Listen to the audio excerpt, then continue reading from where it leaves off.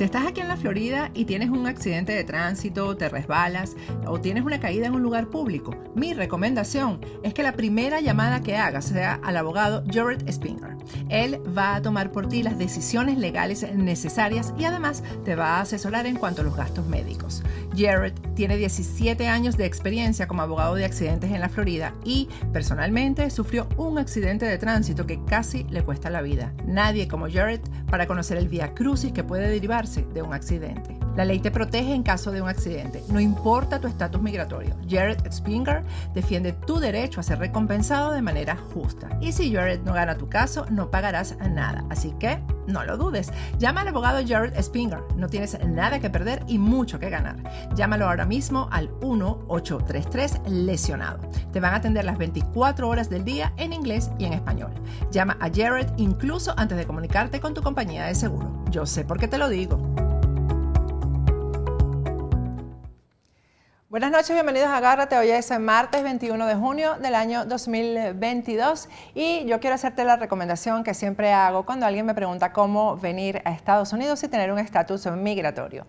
Hazlo con una certificación laboral, porque la certificación laboral te lleva muy rápido a una residencia permanente aquí en Estados Unidos. Yo siempre recomiendo a nuestros aliados de Bucia Legal porque ellos trabajan de la mano con empleadores que te van a dar ese trabajo estable que necesitas para acceder a la certificación laboral.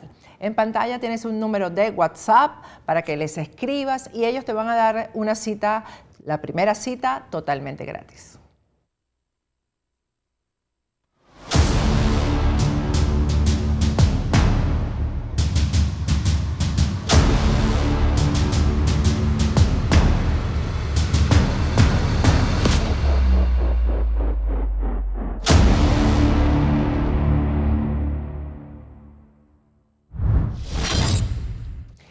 Buenas noches, bienvenidos a Agárrate. Hoy es martes 21 de junio del año 2022. Vamos a comenzar la agenda de hoy conversando con alguien que tengo muchísimo tiempo, con el que no hablo, pero bueno, ha escrito una columna que me interesa muchísimo compartir con mi audiencia. Es Rafael Simón Jiménez, ya está conectado con nosotros desde Barinas. Buenas noches, Rafael Simón, ¿cómo estás? Buenas noches, Patricia. Encantado de hablar contigo después de tanto tiempo. Después de tanto tiempo, así es. Bueno, yo titularía esta columna, yo le pondría el candidato perfecto. Además, le voy a pedir a producción que le ponga así a este segmento de título. El candidato perfecto.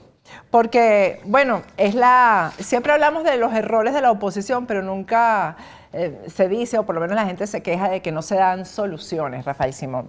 Los errores primero, vamos a hablar un poco de los errores que, en tu opinión, se han cometido en la oposición contra Chávez y contra Maduro.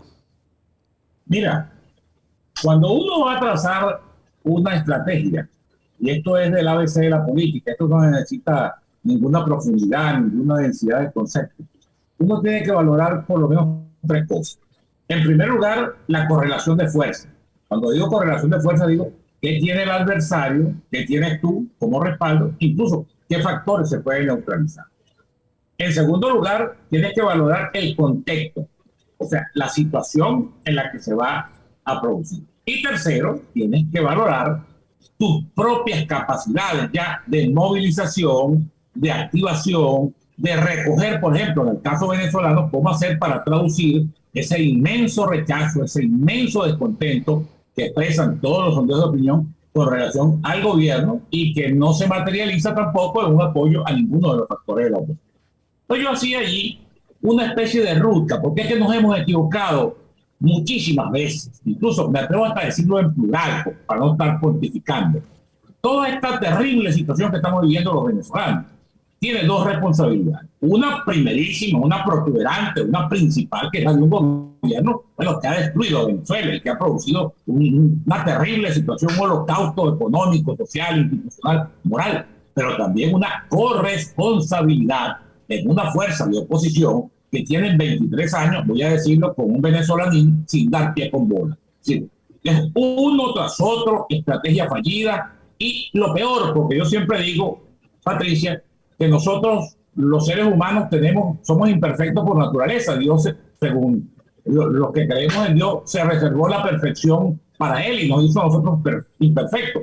Y como tales proclive al error. Lo que no puede haber, porque se pasa del error a la estupidez, es la capacidad infinita para equivocarse siempre de la misma manera. Entonces, yo lo que estoy, en este caso, es previniendo, porque los venezolanos tenemos puesta la mira en el 2024 como el año que puede aportar una solución para salir de este tremendo atolladero que estamos metidos. Para mediante lo que yo he definido como una ruta que tiene 3 pasos. Uno es la afirmación de la vía electoral. La vía electoral, mira, Patricia, no es que nos guste o no nos guste. Las vías no las escoge uno. Las vías se corresponden exactamente con la correlación de fuerzas. Yo voy a poner 2 ejemplos prácticos para que la gente lo entienda. Rómulo Betancourt, al que yo respeto muchísimo, ha escrito 3 libros sobre Betancourt y que aquí algunos le acuñan el cognómetro de padre de la democracia. En 1945 llevaba 17 años escribiendo, derramando galones de tinta contra el militarismo, contra el personalismo, contra las logias militares, acusándola de ser los responsables de todos los males que corrían sobre las sociedades latinoamericanas. En julio de 1945 se le acercó un viejo compañero de estudio, el doctor Edmundo Fernández, y le dijo que un grupo de militares se querían reunir con él. Y en efecto se produjo la reunión y allí el mayor Marcos Pérez Jiménez, que luego sería el dictador de 10 años en Venezuela, le planteó clarito el asunto. Le dijo, mire, señor Betancourt, nosotros tenemos montado una conspiración, tenemos comprometidas no sé cuántas divisiones y no sé cuántas guarniciones para derrocar al presidente Medina y queremos que usted sea el que se encargue del gobierno. Y Betancourt, te repito, que tenía 17 años echando todo tipo de dicterios sobre los militares y el militarismo y las logias y todas estas cosas, no se le arrugó un párpado para decir vamos a echarle pichón. Y bueno, el 18 de octubre de 1945 se dio el golpe militar contra el general Medina. Otro personaje que no tiene nada que ver con Betancourt y que no calza los puntos, pero que en definitiva es historia de Venezuela y historia dolorosa de Venezuela. Hugo Chávez, bueno, el 4 de febrero tiró, como decimos los venezolanos, una parada de una conspiración que tenía 20 años montándola y que solamente fue posible, como yo lo tengo también testimoniado en un libro que no ha salido, que lo tengo inédito, con grandes complicidades. Es imposible que en las Fuerzas Armadas se pueda producir una conspiración desde 1977 hasta 1992, sino es con grandes complicidades y con la descomposición que tenían las Fuerzas Armadas como tenían todas las instituciones del país. Entonces, las vías no las determina uno. No es que me gusta la lucha armada o me gustan las elecciones. Las determina la realidad y sobre todo la determina la fuerza que tú tienes. Entonces, a las fuerzas del cambio en Venezuela, por utilizar un concepto mucho más global, mucho más universal, solamente tienen como fundamento de su acción política el inmenso descontento ciudadano que existe y el desafío de convertir ese inmenso descontento ciudadano en votos a la hora de una elección. Y cuando digo vía electoral, por cierto, aclaro también y puntualizo, no estoy hablando solamente de esperar las elecciones, no que nosotros tan ingenuos vamos a esperar el día de las elecciones para ver si ganamos o perdemos. No, la vía electoral es mucho más compleja, es la movilización, es la protesta, es la activación de la ciudadanía, es la movilización, es decir, es utilizar todas las formas de lucha democrática. Ahí ha habido un error muy grande. Por ejemplo, todo lo que ha sucedido en Venezuela después del 2015, cuando tuvimos esa victoria clamorosa en las elecciones parlamentarias, bueno, tuvo que ver precisamente con esa equivocación. ¿Cómo vas tú a querer combatir o a querer derrocar un gobierno precisamente yendo al campo donde el gobierno concentra sus potencialidades y su fuerza? Es decir, vas a combatir al gobierno en el plano de la violencia, en todas sus formas, cuando el gobierno tiene la violencia legítima del Estado a través de la complicidad o del apoyo que le da el alto mando militar y además la violencia irregular a través de los colectivos, de todas estas formas delincuenciales de las que el gobierno aprovecha. Entonces, lo primero en esta estrategia es afirmar la vía electoral. Y te repito, la vía electoral no es esperar las elecciones, la vía electoral es la movilización permanente y sobre todo la conexión con los problemas de la gente. Porque es que los políticos, cuando tú ves los niveles de rechazo que tiene Nicolás Maduro, que son altísimos, bueno, pero Nicolás Maduro ha sido corresponsable en la destrucción del país. Ahora, que los mismos niveles de rechazo lo tengan los dirigentes fundamentales de la oposición. Bueno, eso lo que demuestra es la valoración, no que Rafael Simón Jiménez tiene ellos, que tiene la ciudadanía. En general, la gente en Venezuela, bueno, tiene una aversión por la política, por los políticos, tiende incluso a descalificarlos en bloque, a meterlos todos en un mismo saco, y eso es terrible. Eso lo que demuestra es una enorme anomalía, una patología democrática. El segundo eslabón o el segundo pivote de esta visión mía tiene que ver con la unidad de todas las fuerzas que se oponen a la continuidad de este régimen. Y eso tampoco es que nos guste o no nos guste. Mira, cuando en Venezuela, para no estar buscando ejemplos internacionales, porque aquí siempre nos vamos, que si la transición en Chile, que si la transición en Sudáfrica, que si la transición en España. No, es que nosotros tuvimos varios modelos de transición. Tuvimos una transición, por ejemplo, salida de las entrañas del régimen, que fue la que marcó todo el posgomecismo de la mano de López Contreras y luego de Medina Angarica, que desde el régimen o desde las entrañas del régimen abrieron una transición. Pero luego en 1957-58 tuvimos otra transición. La transición que fue posible gracias a que en un solo frente y alrededor de la figura de la Junta Patriótica lograron agruparse desde el Partido Comunista, ateo y extremista, hasta la Iglesia Católica confesional y pacifista, y todo el bloque de fuerza. Para poder salir de un gobierno de la naturaleza del que tenemos ahora, no hay otro camino, gustenos o no nos guste. Hay gente con la que no me gusta coincidir, lo digo con la mayor sinceridad, pero no hay otra. Para salir de un gobierno como esta, nos necesitamos toda la fuerza que se oponen a su continuidad, incluyendo las disidencias del chavismo e incluyendo las potenciales disidencias que puedan presentarse en el camino. Y lo tercero, que tampoco es un tema agradable, yo lo sé, es que en Venezuela no hay ninguna salida que no sea negociada. Es imposible pensar que en Venezuela nosotros podamos avanzar en una transición que nos permita salir de este gobierno y reconstruir el país en todos sus órdenes después de esta tragedia, esta destrucción masiva, sin que eso pase por un proceso de negociación, el que sea. Ahora están hablando de que en Oslo se va a reactivar el mecanismo de Oslo, están hablando de México, están hablando de hacer las negociaciones en Venezuela. Pero sea como sea, yo particularmente creo una cosa que Nicolás Maduro ha venido ya delatando, que es que la verdadera negociación del gobierno con el gobierno de los Estados Unidos. Incluso Nicolás Maduro dijo en estos días una cosa que yo creo, que los contactos entre el gobierno venezolano y el gobierno norteamericano, la administración Biden, son diarios, son cotidianos, porque esa es la verdadera negociación. ¿Qué le va a dar Juan Guaidó, o qué le va a dar el G4, o qué le va a dar cualquier otro factor de oposición al gobierno en términos de concesiones? ¿Qué quiere el gobierno? Bueno, el gobierno quiere que le remuevan las sanciones, el gobierno quiere restablecer el crédito internacional de la República, restablecer el comercio internacional de la República. Eso solamente se lo puede dar los Estados Unidos, y como digo los Estados Unidos como el gran factor junto a los otros factores de poder internacional. Entonces, todo aquí va a pasar por una negociación, y en esa negociación entonces entra el tema de la candidatura. ¿Cuál es el candidato ideal para cumplir esta tarea? Que no es solamente ganar las elecciones, que ya es difícil, porque no haya, repito, la potencialidad de votación, porque la hay. Yo una de las cosas que comento en mi artículo es que nosotros en las pasadas elecciones regionales y municipales del 21 de noviembre perdimos más de 14 gobernaciones, no porque nos hicieron fraude, no porque nos robaron los votos, las perdimos porque fuimos incapaces, precisamente deponiendo aspiraciones personales, banderías, sectarismo, de unirnos en torno al que fuera el mejor candidato en cada uno de los estados. Y eso, mira, cómo fuera el mapa de Venezuela y cómo fuera la potencialidad de ganar en 2024 si nosotros, en vez de tener 4 gobernaciones con la de Barinas en la repetición del 9 de enero, tuviéramos 16 gobernaciones y el mapa coloreado, digamos, de tricolor nacional y el ánimo de la gente. Entonces, tenemos que buscar un candidato para la transición. Y ahí sí vale, digamos, los ejemplos. Ahí vale el ejemplo de lo que fue Patricio Aylwin en Chile, de lo que fue Violeta Chamorro en Nicaragua, incluso en Venezuela, a pesar de que no fue por la vía electoral, el papel que jugó, por ejemplo, el vicealmirante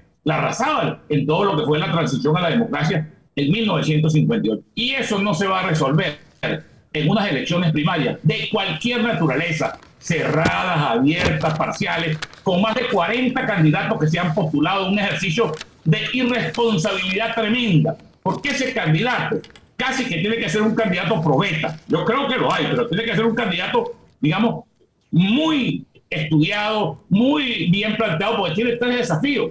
No es ganar las elecciones, quizás el ganar las elecciones sea lo más fácil, relativamente, sino garantizar que le entreguen el poder.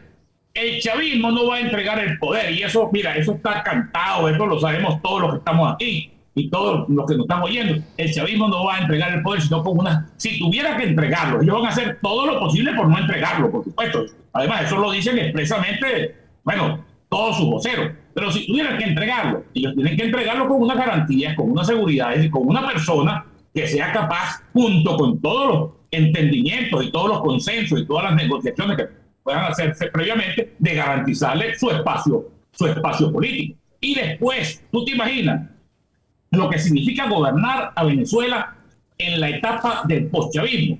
Un país destruido económicamente, destruido socialmente, destruido moralmente. Además, con los otros 4 poderes del Estado todavía controlados por el chavismo. Eso es un gobierno en condiciones dificilísimas, que solamente pueden ser sorteadas también mediante un proceso complejísimo de negociaciones y con una persona al frente del Estado, un timonel del Estado, que sea un gran articulador, que sea un gran negociador y que le dé garantías a todas las partes. De esta manera te resumo lo que es la posición que yo plasmo en ese artículo que tú has comentado.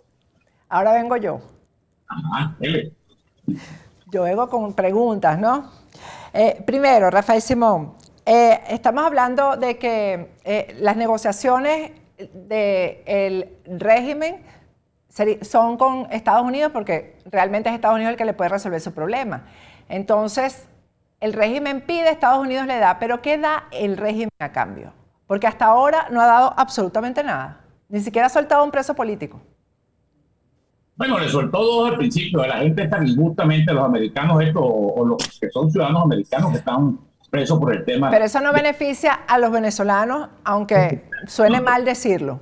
Por supuesto, sí, esto es de más decirlo. Ahora, creo que no le va a pedir al gobierno compensaciones. Cada cosa, en una negociación, mira, yo soy especialista académico en ese tema.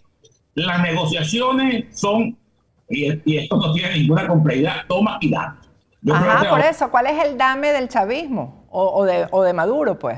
Porque yo no he visto ningún dame. Pero el primer dame, que incluso estuvo en la mesa, a mí hasta me colaron la información. Tú eres más estudiadora y además más conocedora del asunto.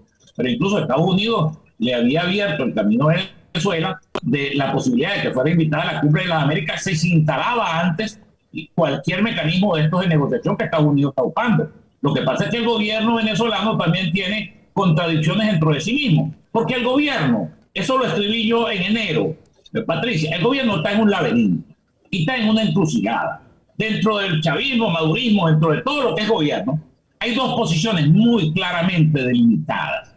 Hay unos que pareciera expresarse a través, por ejemplo, de Diosdado Cabello, que funge o finge, como decía un profesor mío de bachillerato, de radical, que son partidarios de lo que yo llamo la nicaragüenización de Venezuela y particularmente de las instituciones y particularmente de las elecciones en Venezuela. A mí incluso, es una cosa que yo he protestado más allá de que yo no tengo ninguna coincidencia, creo que la dirección de Juan Guaidó y el E4 le ha hecho mucho daño a la oposición venezolana. Pero todas estas agresiones contra Guaidó, como fue el desconocimiento de los resultados de la primera elección en Barinas, cuando ganó Frei Superlano, tienen un tufo, tienen un olor feo a Nicaragua. Y entonces hay un factor del gobierno que dice, mira, vamos a la radicalización, nosotros podemos resistir. De paso, el mundo hoy en día, si bien es verdad que Estados Unidos sigue siendo la primera potencia del mundo, el mundo se ha vuelto plural o multipolar, como les gusta decir a ellos. Ellos tienen el apoyo de Rusia, que está ahora pues enfrascada en este conflicto, pero tienen a China, pero tienen a Turquía. Pero ahí me estás respondiendo, discúlpame que te interrumpa, la segunda pregunta que yo te iba a hacer. ¿Para qué van a entregar y por qué van a entregar? Si cada día tienen más poder. Bueno, porque... ¿Para qué van a entregar? ¿Por qué? ¿Cuál es la motivación de entregar? Ya tienen ahora a Colombia, pronto van a tener a Brasil, tienen a Rusia. ¿Por qué? ¿Cuál sería la razón para entregar?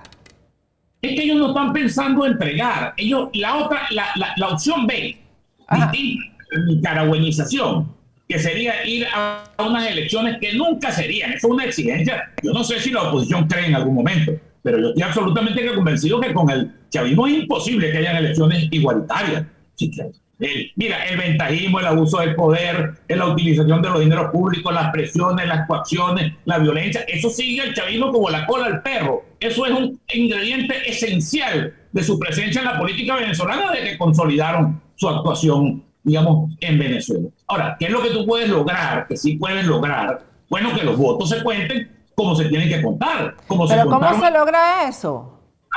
O sea, ¿tú crees lo lograría el candidato Proveta? Que te voy a decir una cosa. Ese no existe. Ese señor no existe. Hay que buscar el tubo de ensayo y a Colotordog, al Frankenstein que lo cree. Porque ese no existe. Porque yo tengo la tesis, Rafael Simón, de que ninguno de estos tipos de la oposición han querido nunca salir del chavismo. Nunca. Sí, yo no estoy convencido de que sea exactamente así, pero en todo caso, consciente o inconscientemente, a través de sus errores, han trabajado para que el chavismo se quede, ¿no? Ahora, si los chavismos son de buena o mala fe... Pero es que vamos a retroceder al principio de tus palabras. ¿Es tan fácil cometer el mismo error tantas veces? ¿Eso es tan fácil? Esa precisamente es yo comparto la objeción. Lo que no estoy claro es la motivación, porque también puede ser... Mira, ninguno de estos tipos tampoco es muy aventajado cuando tú ya haces el diagnóstico. Ahí vamos. Tú me estás hablando de Rómulo Betancourt y entonces al lado ponemos a Juan Guaidó. Tú me vas a decir a mí que Juan Guaidó y todos estos tipos, el Guevara y todos estos bichitos que están ahí en pantalla, son líderes para enfrentar situaciones como las que hay en Venezuela hoy en día. Esos no llegarían ni detrás de la ambulancia si realmente en Venezuela hubiera democracia, elecciones transparentes. Los verdaderos líderes se los llevan por delante. Entonces a ellos les conviene estar en el plano político y la única forma de estar es haciendo el papel que están haciendo, que es un papel, es teatro. Pero no se te olvide que eso tuvo una causa inicial, que fue... Primero, todo el papel que jugaron los factores de poder, utilizando el nombre de tu programa, para desmontar la vieja democracia o para terminar de enterrarla. La democracia estaba muy lastrada y estaba muy desacreditada, pero todo lo que hicieron ellos por tratar de liquidarla. Cuando vieron que no la podían liquidar ellos, entonces auparon a Chávez. Y luego de que Chávez llegó al poder, entonces tiraron la conseja de que había que acabar con todos los políticos viejos y que aquí cualquier persona que tuviera una cana en la cabeza no tenía... Pero ¿cómo que acabar con los políticos viejos si ahí está Ramos Alú? Bueno, Ramos Alú fue una excepción porque Ramos Alú se parapeteó detrás de un gran instrumento como es Acción Democrática, que además lo ha expropiado, vamos a decirlo así. Acción Democrática ha terminado en una verdadera desgracia. Por un lado, Bernabé apuntalado por el gobierno y por otro lado Ramos Alú, que es el gran enterrador de Acción Democrática. Pero mira, pero está Ramos Alú que ha sido fundamental en todos los errores repetidos, como dices tú. Sí, no, es así. Ahora, ¿cómo rompemos ese círculo? Lo que no podemos es resignarnos. Mira, nada es para siempre. Yo lo que soy es optimista en cuanto a que el problema venezolano va a tener alguna solución. Seré, como decía Jaime Lucinchi, optimista panglosiano, que son esos que ven siempre las cosas bonitas así tan terribles. Pero alguna solución tiene porque nada es eterno en el mundo, como dice la vieja canción. Todo es finito, todo comienza y todo termina. Y o la solución sale de la oposición o también es previsible, aunque no se vea y aunque eso parezca inverosímil ahorita, que la solución salga del propio gobierno. Acuérdate que las transiciones se dan de la manera menos esperada. En España nadie creía que los herederos del franquismo iban a desbancar a Franco, iban a hacer la apertura democrática. Ni aquí nadie pensó que López Contreras podía desmontar el gomecismo. Lo deseable sería, porque sería vergonzoso, Patricia, que aquí se produjera un cambio por la vida del propio chavismo. Es decir, están hablando algunos, yo eso no lo creo, por supuesto. Ajá, yo te iba a preguntar porque tú sabes muy bien que tú conoces a ese monstruo por dentro. Entonces, no lo creo, a pesar de que sé que dentro de ellos hay contradicciones y que dentro de ellos hay sectores que pugnan, vamos a decir así, por una normalización. Es decir, se está comenzando a hablar de un término que por supuesto es acuñado y que no tiene contexto. Están hablando de una madurotroika, buscando el parecido con la perestroika, que la Unión Soviética también se cayó desde adentro, ¿no? Entonces, pero cualquiera que sea el destino de Venezuela, aquí va a haber un cambio en un momento determinado. Ojalá que sea en el plazo menor posible, porque la destrucción es muy grande, y mientras más grande sea la destrucción, más doloroso y largo será el proceso de reconstrucción. y ojalá que sea la conciencia de los factores. Yo todavía, mira, quizás por eso, porque como aquí se nos va la vida, como somos la suerte de nosotros, de una generación y de dos generaciones y de tres generaciones, de nuestros hijos y de nuestros nietos, ya lo que está en juego, pues uno siempre quiere tener como un hálito de esperanza, como eso que llamaba Gramsci el optimismo de la voluntad. Es algo así como sobreponerse a las situaciones, y por eso yo he puesto un cúmulo de ideas. Y cuando me dicen, mira, seguramente eso será la interrogante tuya también. Bueno, Rafael Simón, ¿y con qué se come esto? ¿Cómo es esto? Bueno, yo tampoco lo sé, pero sé que las cosas son por ahí. Mi razonamiento es un poco como el que dijo, como el que lanzó a la opinión pública Obama cuando restableció las relaciones con Cuba. Él dijo, tenemos 60 años haciendo una cosa que no ha funcionado, vamos a probar otra. Yo no sé si dará resultado o no dará resultado. Bueno, pero ahí está, desde que Obama dijo eso hasta ahorita, eso tampoco ha dado resultados. Entonces, lo que hicieron fue facilitarle las cosas a los dictadores en Cuba y tampoco ha pasado nada. Es que ese es el problema. Ni pasó nada tampoco. Siempre todo resulta a favor de los dictadores, porque entonces terminan haciendo las cosas como ellos dicen. Porque sobre eso, mira, yo te quiero referenciar, como yo tengo lo que yo llamo una desviación historicista, yo te quiero referenciar a ti una vieja polémica que hubo en Venezuela y un cambio en la política exterior venezolana. Rómulo Betancourt, que siempre fue un hombre muy beligerante en la defensa de la democracia, desde que llegó al poder en 1946, lanzó la política del cordón profiláctico, la ruptura de relaciones con cualquier gobierno que no fuera el producto del hecho electoral. En ese momento rompió con Chapita, Trujillo y con Franco. Bueno, vino la dictadura de Pérez Jiménez, volvió a Rómulo Betancourt a ser presidente democrático y aplicó de nuevo, pero imagínate tú, lo que era aplicar la doctrina Betancourt en un continente que estaba lleno de dictadura, prácticamente era como no tener relaciones con nadie. Esa política se mantuvo en los 10 primeros años que fue el gobierno de Betancourt y León. Cuando llegó al poder Caldera, el doctor Aristides Calvano, un gran internacionalista, un gran pensador, lanzó una política distinta, que era la política del pluralismo ideológico. Y entonces hay un debate, fíjate tú, esto no es un problema sencillo, porque es que las cosas en Venezuela se ven con demasiado encono, con demasiada pasión, con demasiada polarización que a veces nubla el entendimiento. ¿Cuál era la posición de Calvani? Calvani decía, la mejor manera de ayudar a los factores democráticos que padezcan una dictadura no es aislando esa dictadura, porque entonces la dictadura se cierra sobre sí mismo y a las dictaduras no le importa el sufrimiento del pueblo, porque ellos no ninguna medida. Claro. Mira, Patricia, yo estoy ahorita introduciendo un nuevo elemento de medición para uno saber si las medidas de Estados Unidos han hecho efecto o no han hecho efecto en Venezuela, que es lo que yo llamo el barrigómetro. Bueno, véanle la barriga a los más prominentes dirigentes del chavismo para ver si han rebajado o han aumentado. Entonces, igual el tema con Cuba, es decir, ok, está bien, no han dado resultado esto, pero tampoco dio resultados 60 años de cerco económico, que lo que le dieron al gobierno, como se lo han dado al gobierno venezolano. El gobierno venezolano destruyó todo, como el barbarazo, acabó con todo. Acabó con la industria eléctrica, acabó con la industria petrolera, acabó con los servicios públicos, acabó con el salario, acabó con el bolívar. Y entonces todo ahora la culpa es de las sanciones económicas, del cerco económico. Por eso es que yo tengo no solamente la percepción de oponerme a las medidas porque produzcan un efecto social que lo producen sobre la gente que más padece, sino porque le da un gran argumento al gobierno. Yo creo que políticamente son absolutamente inconvenientes. Pero eso es un debate inconcluso. Uno mismo, yo en eso, tú sabes que yo no soy un hombre dogmático ni cerrado. Yo a veces me contradigo a mí mismo en el buen sentido de la palabra, es decir, de revisar uno periódicamente las cosas, porque el tema es que en Venezuela todos estamos, y con razón, todos estamos demasiado agobiados por la situación. Y cuando tú piensas agobiado, a veces no piensas por el cerebro, sino que piensas por el estómago, piensas por la bilis o piensas por el intestino. Y se pierde el sentido del talento y la inteligencia, que es lo único que nos puede ayudar a salir de esta situación. De esta situación no vamos a salir con rabia, ni con odio, ni vaciando dicterios sobre lo que... Vamos a salir con la cabecita, con inteligencia, con talento, con capacidad de entendimiento y capacidad de ser asertivos y exitosos y conseguir una ruta que no lo hemos conseguido en 22 años, pero que ojalá que podamos conseguirla, porque las cosas nunca son iguales siempre, ¿no? Mira, Rafael Simón, una pregunta, porque tú que eres un hombre que vive en la provincia, tú no vives en la capital, y vives en una provincia particular porque de ahí salió Chávez, Y de ahí saliste tú, que también eres un dirigente particular e importante.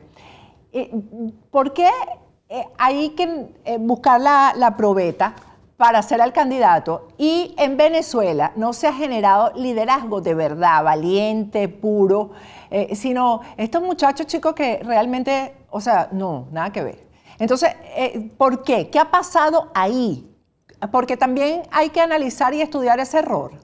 O ese factor que hizo que no hubiera realmente como una formación democrática de verdad y de valores, de amor por el país, de amor por el país y por la libertad. Mira, yo te voy a dar mi interpretación de eso, que es una preocupación y una indagación que yo hago permanentemente. Venezuela tiene una crisis que va mucho más allá de estos 22 años que han sido terribles. Es decir, estos 22 años, la llegada al poder de Chávez fue el producto de una crisis terminal del viejo sistema político. Y nos llevó a una cosa 10 veces peor que la anterior, para hablarlo clarito. Pero el tema de eso es precisamente que la crisis que veníamos arrastrando de los años 80, por lo menos, del siglo pasado, tuvo que ver con el vaciaje de las ideas, y sobre todo con el vaciaje de los partidos políticos, que eran los grandes centros de enseñanza, eran los grandes centros de formación. Entonces, toda esta generación, imagínate tú, si un personaje impresentable, como el doctor Chirino, se atrevió a decir en los 80, cuando todavía Venezuela no era ni la fotografía de esto que tenemos ahora, que se había formado una generación boba, lo que quiso decir era eso, una generación que no tenía formación política, que no se preocupaba por la política. Entonces, todos estos muchachos que han tenido un gran valor, porque han tenido el valor y el arrojo equivocadamente como tú quieras, pero desde el punto de vista del valor, el valor personal, no, porque es que mira, Rafael Simón, les muestran así las llaves de una camioneta blindada y se van por ahí. Se entregan. Pero bueno, mira, fíjate tú, aquí hubo la esperanza en la generación del 2007, del 2006. La peor de todas. Esa la camioneta ni siquiera tenía que ser blindada. Pero los echaron a perder, porque en vez de conducirlo, entonces le pusieron por encima todas las cosas para su desviación. Empezaron a buscarlos para diputados, para concejales, a ofrecerles plata, a darles celulares, viejos políticos y otros que no son tan políticos, pero que son también viejos malamañosos. Entonces, los pervirtieron, los echaron a perder. En vez de ofrecerle lo que hay que ofrecerle a un joven, que son escuelas de formación, que es talento, que es irse incluso a prepararse como estadista, a una formación para el manejo del Estado, lo que hicieron fue utilizarlo. Ellos lo utilizaron y ellos terminaron utilizándolo ellos. Eso es una desgracia, porque esa desgracia, el tema es que todas estas cosas, Patricia, terminamos pagándolo todo, termina pagándolo Venezuela. Claro, a mí no me importaría nada de eso si eso no hubiera redundado en Venezuela, en cada uno de nosotros. Claro, o sea, que su mamá y su papá se ocupen de ellos, pero no, es que ese no es el tema. Sí, estoy de acuerdo contigo totalmente. Es falta de formación, de amor por el país, no entienden lo que es la libertad, lo que es la democracia, no lo entienden. Creen que la libertad es tener en serio, creen que la libertad es una camioneta y tener plata para ir a comer en un buen restaurante. Creen que eso es la libertad y eso no es la libertad. Sí, no, estoy totalmente de acuerdo contigo. Pero yo no, sin ánimo de culparlo, yo diría que la culpa no es del ciego, sino que le da el garrote. En primer lugar, porque no tuvieron tampoco, es lo que te digo, ¿cómo se formó uno? Yo ingresé a la política a los 10 años, 11 años de edad por una vocación familiar. Ahora, yo desde el primer día que me metí al Partido Comunista, en el año 66 o 67, bueno, allí te recibían, bueno, te formaban o te deformaban. Yo después me di cuenta que lo que había era deformación, pero había una preocupación muy grande porque tú te empaparas de las ideas que tú ibas a profesar. Igual pasaba con la democracia cristiana, igual pasaba con la socialdemocracia. El descalabro de los partidos, que se desdibujaron totalmente. Entonces tú, en la década de los 90, tú no sabías ni por qué eras Adeco, ni por qué eras Copellano, ni te no tenía ni idea, ninguno tenía idea. Porque se había perdido todo. Y esta generación es la consecuencia de ese vacío inmenso. Por eso que yo a veces trato de ser, vamos a decirlo con una expresión cristiana, piadoso, o sea, tratar de comprenderlo. Ay, yo no. Yo sí quisiera ser piadosa y no puedo. ¿Cómo hago? Mira, háblame un poquito, porque es que tú y yo somos de diferente generación. Sí. Háblame un poquito, en la época de Pérez Jiménez, ¿cómo era la conducta de los partidos políticos con los presos políticos? Mira, de absoluta solidaridad. Yo te voy a echar mi experiencia personal. Ajá. Yo nací el 2 de abril de 1953. Mi papá era el jefe de la rebelión clandestina, de la Organización Clandestina de Acción Democrática en Barinas. Ya lo habían puesto varias veces preso, pero lo sacaban y soltaban, duraba 4 meses, 5 meses. Cuando yo tenía 13 días de nacido, a mi papá lo agarró la Seguridad Nacional y lo puso preso en la cárcel de Barinas, que ahora es la Casa de la Cultura y una vieja construcción colonial frente a la Plaza Bolívar. Ahí duró 14 meses preso y después lo expulsaron a Colombia. Es decir, yo vine a conocer a mi papá conscientemente el 23 o el 24 o 25 de enero, que mi papá regresó del exilio. Entonces, era sacrificio. Bueno, imagínate tú, yo lo pongo, por lo que te digo, y no me gusta hacer, involucrarme personalmente, pero yo conocí centenares de familias donde, bueno, era el sacrificio, era la negación, era todo aquello, porque había un ideal de por medio. El gran ideal en ese momento era la democracia, Patricia, porque el país no había conocido democracia nunca. Venezuela, en 150 años, para ese momento eran menos, 130 años, de vida republicana, desde la división de la Gran Colombia y el nacimiento de la República Independiente hasta ahí, había conocido el trienio, que fue un proceso muy convulso y muy difícil, y la apertura esa semidemocrática de López y de Medina. Pero para la gente la democracia era una esperanza, era una ilusión, era un paradigma. Entonces eso era la gran motivación para tú ir al máximo sacrificio, como lo fue Ruiz Pineda, como lo fue Carnevali, como lo fue Antonio Pinto Salinas, como lo fueron los líderes de todos los partidos políticos. Y al final, fíjate tú, esta cosa llama la atención, al final hay una coincidencia total de los 4 partidos, la Acción Democrática, COPEI, URD y el Partido Comunista, para lanzar un candidato si Pérez Jiménez respetaba su constitución, que lo obligaba a hacer elecciones en ese diciembre de 1957. Y todos estaban de acuerdo en apoyar al doctor Rafael Caldera, que era el único de los líderes políticos que había podido permanecer en el país con un cierto margen de legalidad. Fíjate tú, yo digo, bueno, si hubieran estado estos muchachos y viejos, porque hay una combinación de las dos cosas ahora, ¿no? Bueno, yo creo que le hubieran pedido a Rómulo Betancourt, imagínate, si Rómulo Betancourt fuera Guaidó, le hubiera dicho, no, chicos, vamos a contarnos, vamos a una primaria. O sea, no. Y a lo mejor Pérez Jiménez se hubiera muerto en la cama como se murió Gómez. No, es decir, una cosa, esto es terrible, pero no podemos quedarnos en el diagnóstico, ni en la angustia, ni en la crítica. Tenemos que tratar de ver cómo ponemos cada uno de nosotros un granito de arena para salir adelante. Este es el país nuestro.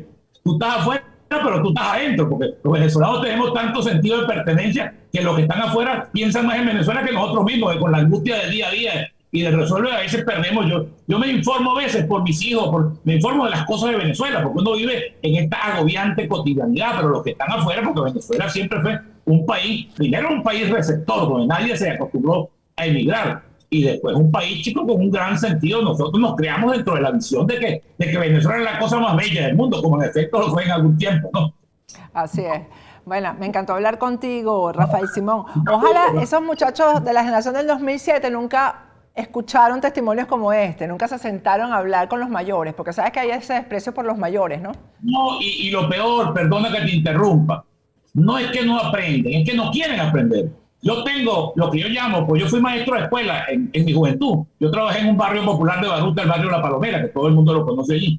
Bueno, chicas, y yo tengo lo que yo llamo una desviación pedagogicista. Yo a esta edad que tengo, ¿qué me va a interesar a mí ya el protagonismo, la autoría? Uno más bien lo que quiere es eso. Cómo transmitir conocimiento, cómo hacer estas experiencias de uno un poco. Bueno, mira, Américo Martín, recientemente muerto, un tipo que yo quise mucho y aprecié mucho, siempre terminaba sus escritos con 2 palabras que decía: si la juventud supiera, si la vejez pudiera. Porque él decía que uno, cuando se la sabe toda, ya no le sirve para nada, porque está viejo. Y los jóvenes entonces cometen todos los errores por inexpertos y por falta de formación, ¿no? Pero ojalá que estos muchachos tuvieran la disposición de aprender, porque lo peor es cuando la gente no sabe y no quiere aprender. Qué lamentable eso. Américo, realmente todo lo que decía valía oro. Sí, Eran otros tiempos. Yo, por ejemplo, cuando cubría Congreso, que era el Congreso y no era la Asamblea Nacional, y Américo se paraba ahí a dar un discurso de orden, ahí no se escuchaba ni una mosca. Ni una mosca.